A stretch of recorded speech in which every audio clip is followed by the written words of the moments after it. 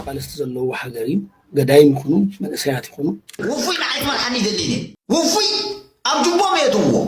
ብስፖርትን ቁጠባን እምበር ብውግእን ኩናትን ክኸውን ስለዘይንደሊ ከምዚ ዓይነት ኣዘራርባ ትመጽእ እንድሕር ኣለኻ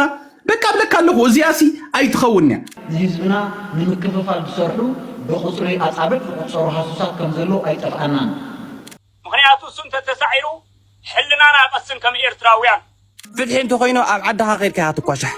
ኣነ ክሰርተ ኮይኑ ኢልሞ ዝረብቲ ኮይኑ ኢልሞ ሕጂ እውን ኣብኡ እንተለኻ እየ ዝብል ዘለኹ ይኣክል برأسنا هيك دفع يقعز برأس برجدنا حمر يقعز أنا برأس لنا أنا ህዝቢ ትግራይ ዳል ንሕወሓት ጌርላ ወይ ድማ ንሕወሓት ዘርሕና ኩሉ ግዜ እምበር ሕወሓት ኣድሕናት ይትፈልጥን ታውድሲ እዚ ኣጌራ ነቲ ህዝቢ ኣድሕናትን ትበሃል ኣይንሰምዕን أفكم حزو أزي اللي خاخيد وردو 5 of them were Eritrean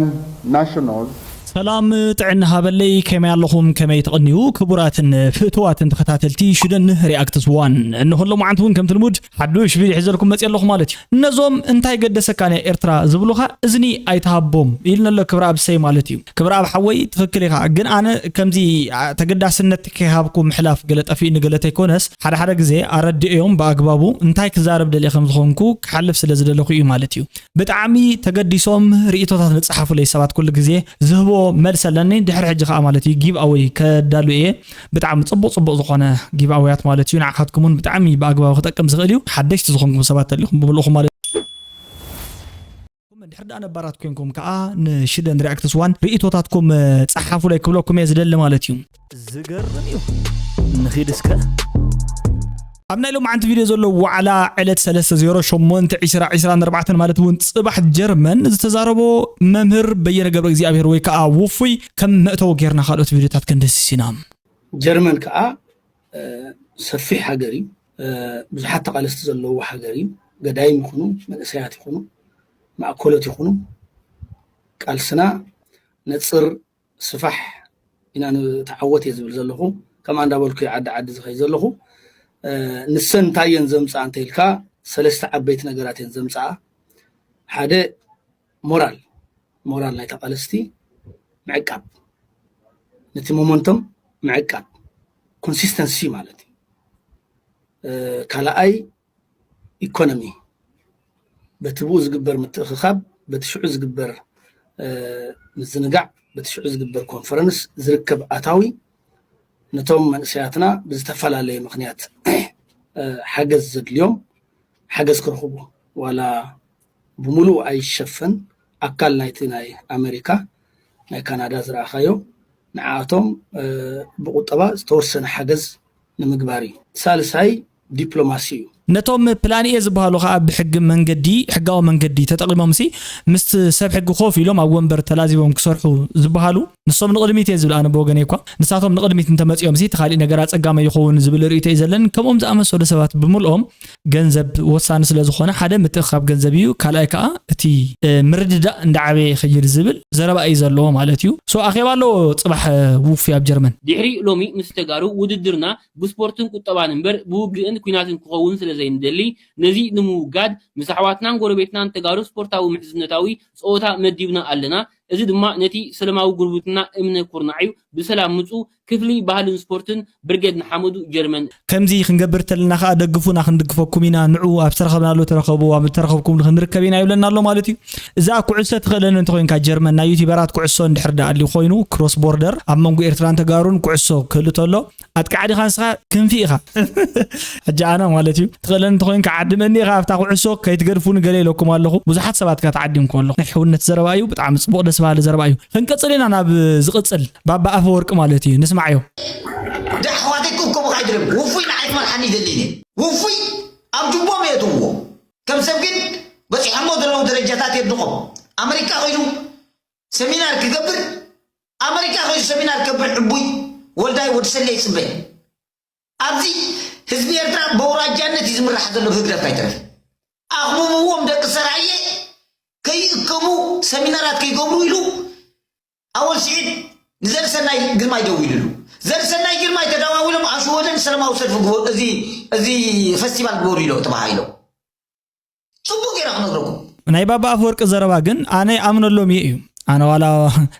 برجينا حمدو أنا تايز بحر زلوي مثلا نيرو ما تابوش توسي حجون كوميز قمت توم تخكلن يعتقد استي مسرت برجينا حمدو أبكلمي تنحر دامت يوم قويت وازيما عود كارا جون بلاك زنوبرو مالتي تناي مجمرت زنبره عليتن مننتن مسرت جيرو بزعبا بزح حساب انتزارب سمعنا ينفلطني ناجن اما اخل تارجت بزمسل حد سباتكم انت شومم تصوع انتلو انا بعليت ايلوم نا عليت كان مصقعخا لميدنا سلازلنا نحنا مالتي اب قرنا افريقيا تاكيد كاب اندابار مسچرم كاشم توصمو انا والتاي انا كمزي بدحي انا قلملي اندابلكا تمص اندحر لها ازي ما ما يقبلون حزب ايرترا بقى كله سب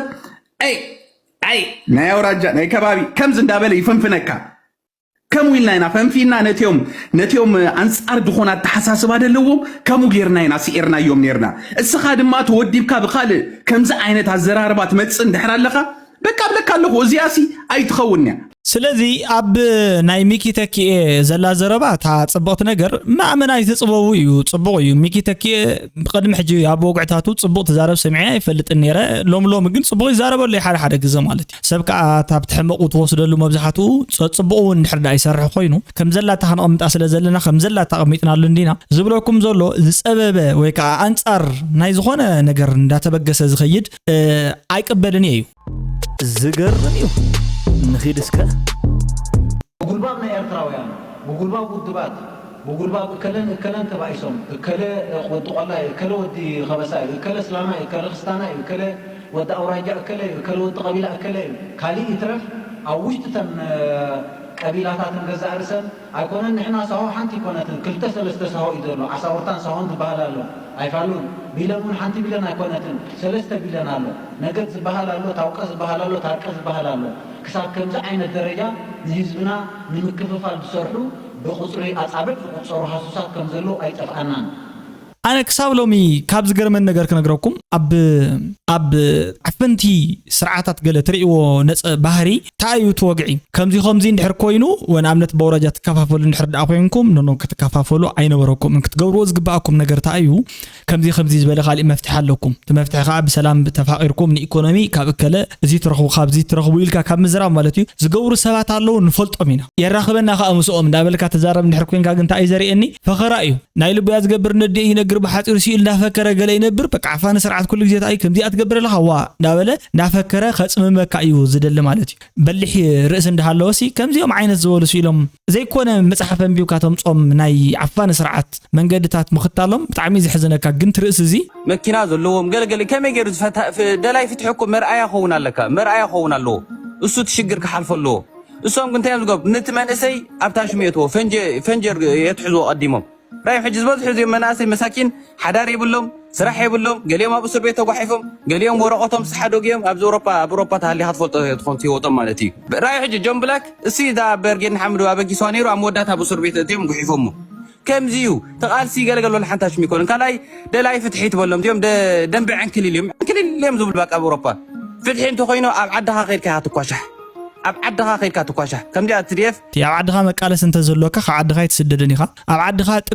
تبقى خدتل مالت بطبقون بصعقون زكاتات لوخان من تاي ولي حدر انتاي كخزارب إلهم صباح زقموتو سبات انتاي لوخان يروم كم دي عينت انتاي زبال من قد قال سيتمرص اني خا سلازي حدا من مارص قال سمالتيو ابناي كالوت مريت ابناي كالوت بوتا خوين كحد قالس زغرنيو نخيد اسكا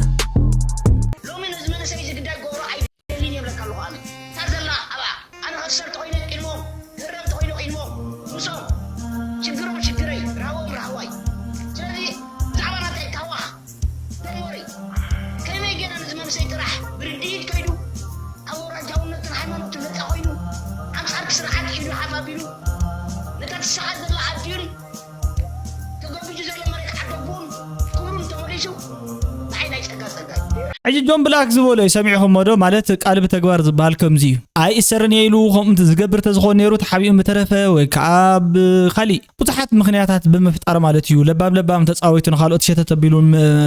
مطفا نيرو بزخونه كاب غيرو زرعه كحسب كتملط ايتقلن يخا مخنياتو مسكركا بعلو ስለዝኾነ غيرو يريو نتخلو ነገር ማለት حلافነት ወሲድሉ ነይሩ كزاربتلون حلافነት ወሲድሉ دحراي ون دما باغباو حلافነት ወሰደሉ ስራሕ غيرو ነቲ ሕብረተሰብ አሪእዎ ማለት ስለዚህ ጆን ኣምላክ ማለት ብጣዕሚ ጎበዝ ዝበሃል ሰብ እዩ ከምኡ ከዓ ጎይታዋ ዜማ ዝገርም እዩ ንኺድስከ حفر عندك هذا خبر كمان إزاي أي تحفر حجون أو أنت اللي خايز بدله يا أكل نتبعتك نعنوتك حزب خان ولد خان نخت حزن تقتل أنت اللي خان عبي جيجا كابز حماق جيجازي كلهم وصيهم هم إلى إذا أمن أنا ካብ ጥፋት ድሓኑ ካብ ጥፋት ተመሓሩ ወይ ከዓ መቋም ግደፍዎ ውን ዝብል እዩ ማለት እዩ ዓለም ከዓ መቋም ግደፍዎ ተዝብሎ ኣነ ተቃውሞ ኣብ ደቂ ሰባት ጥራሕ ዲ ተፈጢሩ ገለ ኢለ ኣነ ታይ ባል ሓዳሽ ሽም ከውፃላ ይደለኒ ማለት እዩ ምክንያቱ ተቃውሞ ኣብ መላእክቲ ውን ነይሩ ኣብ መላእክቲ ኣምላኽ ዝበሃል ውን ከም ዝነበረ ኢና ንሕና ንሰምዕ ስለዚ ዝኾነ ሓሳብ ኣሎ አንጻሩ ዝኾነ ካልእ ሰብ ኣሎ ምንም ፍልይ የብሉን ብርጌድ ንሓመዱ እንተተሪፎም ካልእ ንብርጌድ ንሓመዱ ዝቃወሙም ክኽእል እዩ ማለት እዩ ዝገርም እዩ ንኺድስከ ንስኻ ህግደፍ ስለዚ ጸላኽ ኣነ ህግደፍ ኣይጸልእን የተረዲኻን ለኻ ህግደፍ ከመይ ገይረ ሒዞም ኣነ ፈልጤ 44 ነጥብ ንስኻ ትጸሎም ብሎ ክትገብር ኢለ ዲ ኣድሚን ንዓኻ ዝበካ እንታይ ብልከተካ ንስኻ ኣብ ገዛይ ንስኻ ኣድሚንን ገለን ትሕዝዋ who are you በቃ ራዮ ስነ ስርዓት ግበሩ ክብሎም ከሎ ከመይ ስነ ስርዓት ይገብሩ ይኻዮም እኮ ብጸርፈይ ኮሉን ዝኣምን ወይ ኣነ ብብሎኬት ኩን ዝኣምን መቼም ይኻ ሞዴሬተር ዘይበካ ህግደፍ ገዲፎ ወላ ኢሳያስ አፈወርቅ ኣብዚ መጪው ስነ ስርዓት እንድሕር ከይሩ ኣብዚ እስክጻወት በቃ ኣነ ብርእሰይ ብርእስናይ ትግራዋይ ይጓዓዝ ብርእስናይ ህግደፍ ይጓዓዝ ብርእስ በርጌድ ንሓመዱ ይጓዓዝ ኣነ ብርእስ ለና ኣነ ስነ ስርዓት ግበሩ ተይለም ካ ከመይ ስነ ስርዓት ገብሩ ካ ትፈልጦም ይኻ ራዮ ኣብዚ እስከ ዝላገጽ ወይ ሙድ ዝሕዝ ትርእለኻ የለን በቃ ገዛይ መማሓዳር ከመይ ገይረ ከም ዝኽእሎ ይፈልጦ ያነ ሶ ህግደፍ እዮም ኢልካ ጽሒፍካ ምሽዶ ጸኒሕካ እንደገና ሞዴሬተር ሃብና ብሎ ክትብል ኢለ ዲ ሞዴሬተር ክበካ ንዓኻ ኣይህብኒ ወምሰብካ ኣይባስን ያነ ንስለኻ ኣብዛ ገዛይ ስነ ስርዓት ግበር ኢለዮ ዘይሰምዕኒ ሰብ ተሎ ባዕለይ ብሎክ ይገብሮ ርእስለን እኮ ኣነ ብናትካ ርእሰይ ኮንኩን ዝጓዓዝ ከምኡ ንዓይውን ዝገጥመኒ ዘሎ ፕሮክሲ ኮንፍሊክት ዝበሃል ነገር ኣሎ ማለት እዩ ንስኻ ጸላእየ ፈታውየ ኢልካ ትሓስቦ ወይ ከዓ ንዓይ ሓደ ሰብሲ ክልተ ሰባት እንተተባኢሶም መብዛሕትኡ ሰብ ዝገብሮ ነገረኩም ሰለስተ እንድሕረሊኦም ማለት እዩ ቶም ክልተ ክባኣሱ ምስ ክልቲኦም ተተባኢሶም ተሓደ መበል ሳልሳይ ዘሎ ምስ ሓዲኦም ኮይኑ ክባኣሰሎም ዝደልይዎ ነገር ኣሎ ሪያሊቲ ከዓ ኸመይ ይኾነን ኣና ይምልከተኒ ብዛዕባ ተሓደ ስለዚ ፕሮክሲ ኮንፍሊክት ዝበሃል ነገርሲ ከምዚ ማለት እዩ ትርጉሙ ብናይ ጸላኢ ሃገርካ ኸይድካ ምኻድ ማለት እዩ ከምኡ ዝበሃል ነገር ክንገድፎ ኣለና ተተሓሳስባ እዚ ብጣዕሚ ድኹም እዩ ዝገርም እዩ ንኺድስከ ወርሓውና ሓደ ሕወሓት ኣምሓራዊት እያ ትግራዊት ኮይና ኣይትፈልጥን ኣምሓራዊ ውድብ እዩ ስለዚ ምናልባት ኣምሓራዊ ውድብ ማለት ልክዕ ናይ ኮሙኒስት ተሓሳስባ እዩ ዘለዋ ኩሉ ግዜ ፖለቲካ ናይ ሕወሓት ሽርሙጥና እዩ ኩሉ ግዜ እንታይ እዩ ይመስለካ ኣምሓራ ክትሕጉስ ንኦሮሞ ክትሕጉስ ገለመለ እንታይ ገይራ ዋጋ ከፊላት ህዝቢ ትግራይ ኢልካ ትኽክል ብኸመይ ንኣመስ ክደጊፍከያ ህዝብና ህዝቢ ትግራይ ልክዕ ኣንጻር ደርጊ እዚ ዘይበሃል ዋጋ ከፊሉ ናጽነት ኣውጁ ተመይሳ ሓይዛ ትኸይዳ ህዝብና ህዝቢ ትግራይ ኣብዚ ሕጂ ዘመረ ኩነታት ኩሉ ነገር ዋጋ ከፊሉ ኩሉ ነገር እቲ ዝደልያ ገይርላ ከንሳ ሕጂ ካ ገዲፋቶ ናብ ሓራ እውን ተመሊሳ ንሽዋ ህዝቢ ትግራይ ብሕወሓት ህዝቢ ትግራይ ዳል ንሕወሓት ገይርላ ወይ ድማ ንሕወሓት ዘድሕና ኩሉ ግዜ እምበር ሕወሓት ተድሕና እንተይትፈልጥን